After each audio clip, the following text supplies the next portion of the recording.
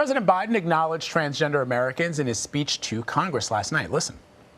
For all transgender Americans watching at home, especially young people, you're so brave. I want you to know your president has your back.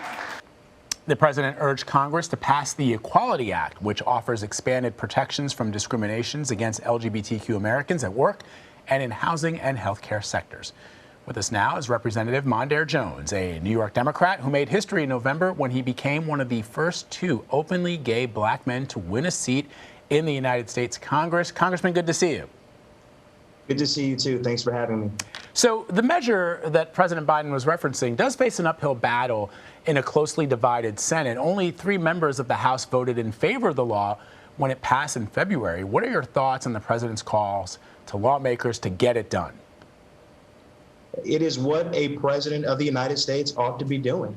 I mean, this is something that is deeply popular with the American people, the idea that someone should not lose their employment or be denied housing or credit simply because of who they love or who they are. This Equality Act, for those who don't know, would finally enshrine protections for the LGBTQ plus community in federal anti-discrimination law, and which should have happened a long time ago. It's why we must abolish the filibuster so that we can allow everyone in this country to live in dignity. Senator Tim Scott delivered the Republican response to the president's speech last night, and he shared some of his own experiences with discrimination, but then he also appeared to accuse Democrats of invoking racism to score political points. I want to play a little bit of what he had to say. Last year, after the deaths of Breonna Taylor and George Floyd, I built an even bigger police reform proposal, but my Democratic colleagues blocked it. I extended an olive branch. I offered amendments, but Democrats used a filibuster to block the debate from even happening. My friends across the aisle seemed to want the issue more than they wanted a solution. So what are your thoughts on his characterization? It was not a good faith characterization of last year's events. The fact is, Senator Scott had not proposed something that would even come close to meeting the scale of the crisis of systemic racism in policing in this country. And so Democrats rightfully said, we're going to wait until we have the majority, a few more months from then, to pass something like the George Floyd Justice and Policing Act, which would not only end chokeholds and no-knock warrants of the kind that killed Breonna Taylor last year, but also eliminate qualified immunity in law enforcement, which is a doctrine the Supreme Court created out of thin air that allows law enforcement officials to evade civil liability, even when it is demonstrated that they have violated the constitutional rights of civilians. That is the kind of deterrence that we need if we are to get to a place where something like what happened to George Floyd never happens again. And unfortunately, Senator Scott failed to come close to that. And so he is really mischaracterizing last year's events. And it's deeply unfortunate to hear that from him. Let me ask you just one last point on what Senator Scott said yesterday. I'm curious, Congressman, who do you think the audience was for his rebuttal speech? Because at one point, Senator Scott said that he knows what it's like to be pulled over for no reason. He knows what it's like to be followed around a store, random store, while he's shopping, and he's experienced intolerance. He's been called Uncle Tom, and he's been called the N-word. But then later in the speech, he says America's not a racist country. I'm not suggesting anything, but I'm just trying to understand how you can sort of paint this picture, which all of us who are people of color have experienced at one point in our lives, and then say the latter. Well, you know, I sometimes feel for Tim Scott because he's a member of a party where he has to say things like this in order to win re-election. Things that are a direct denial of his own life experience. I mean, he lists all these examples of racism and then proceeded to deny that racism is a serious issue in this country. And so, you know, I'm hopeful that he'll come to his senses on the subject, at least on the question of the George Floyd Justice and Policing Act. He is working in earnest with Congresswoman Karen Bass, who has obviously been the author of the George Floyd Justice and Policing Act, to try to get it passed in the Senate. But of course, we should not be passing a watered down version of the George Floyd Justice and Policing Act. We should be passing it as it was passed in the House version, And that requires changes to, and my preference would be a full abolition of that Jim Crow relic known as the filibuster. We must finally deliver justice to all communities in this country if we are to be a nation where there is truly equal justice under the law. So during last night's speech, President Biden unveiled his American Families Plan, which looks to expand education, free education, and also family care. And he also pushed his American Jobs Plan to rebuild the country's infrastructure.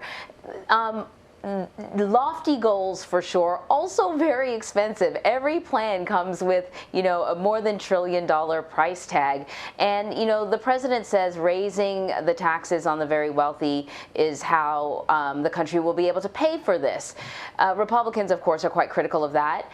Is that the only option to pay for these sorts of proposals, raising taxes? Is there another solution? I really appreciated the president's leadership last night because he talked about not wanting to raise taxes on people making less than $400,000 a year.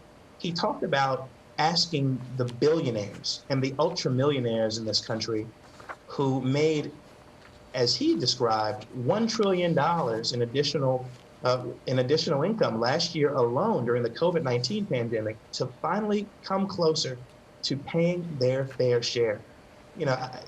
Republicans passed a multi-trillion-dollar tax break for billionaires and corporations in December of 2017. And so you might imagine I have little patience to hear them now rail against the deficit when they are the ones that created this crisis. But fortunately, we have a president who has included revenue raisers in his proposal.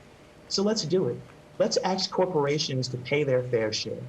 Let's ask Jeff Bezos and other very, very wealthy people in our society to pay their fair share so that we can allow people to live in dignity in this country through universal child care and universal health care, if I have anything to say about it.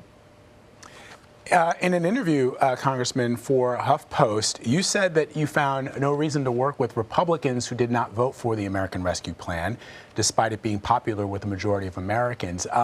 You hear a lot of Republicans now. I mean, we had Senator Tim Scott on CBS this morning, Rick Scott, who was on CBS this morning earlier, talking about the fact that the president and Democrats say the word unity, but are not offering unity. And it's become sort of a point that they make over and over again, because it sort of feels as if they understand that polling suggests that people find the president's proposals, specifically as it comes to the infrastructure bill, his targets that he's hit on COVID-19 vaccinations, they welcome that. So the one way that they can sort of beat Democrats up is to say, look, you talk about unity, but then Congressman Jones says, he doesn't want to work with us.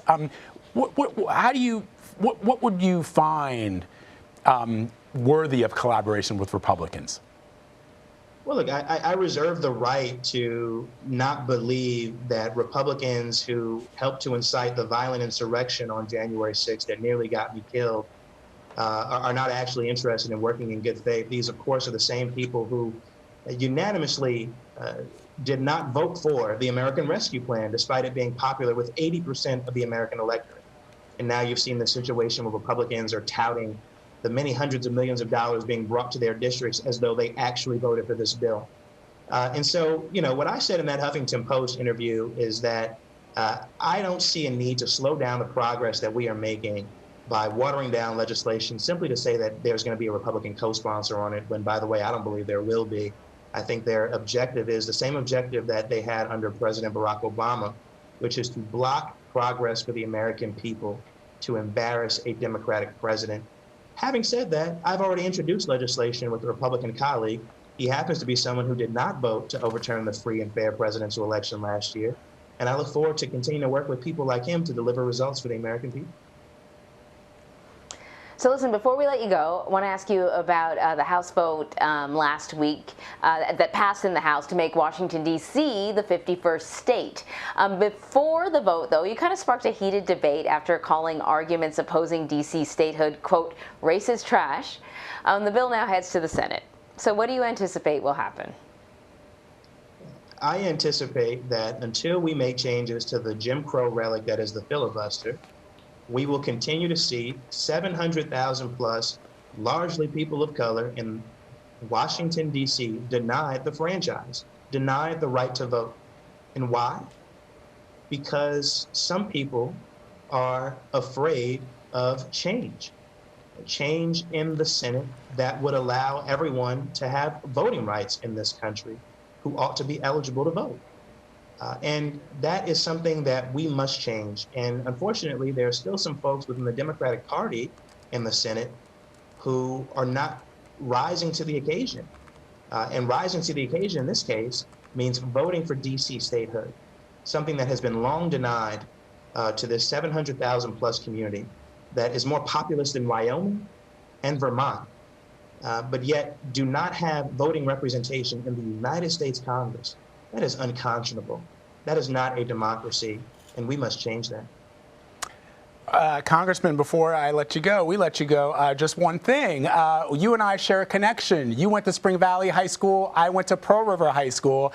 My parents still live in Orangeburg, so you've now effectively become their representative in Congress. Spring Valley was a much bigger school than little tiny Pearl River, as you know, but you're just across the way there. That is so cool. I love hearing stories about people who have connections to the district. If you still lived in Pearl River, as you know, you'd be a constituent of mine. So we got to convince you to move back to New York 17. So wait, would you have been rival schools? Because usually, you know, the school over, you're mortal enemies, but I guess not. No, we played each other in sports. I mean, it was a real rivalry. Although Pearl River could never. I mean, I love the Pirates and I love going to school in Pearl River, but we could never compete. I think so. I graduated from high school in 1987, but my graduating class was, I think the entire school only had like 800 kids, right? And Spring Valley had like 2,000 kids. So, and back then. So I'm sure it's even, I don't know, Congressman, I think you graduated in 05, right? So it would have been an even bigger student body. That's right. I like to get back to that district, the East Ramapo Central School District, wherever I can. Pearl River is obviously a beautiful place. We gotta have you come back. Awesome. Well, Congressman, thank you very much. Thank you.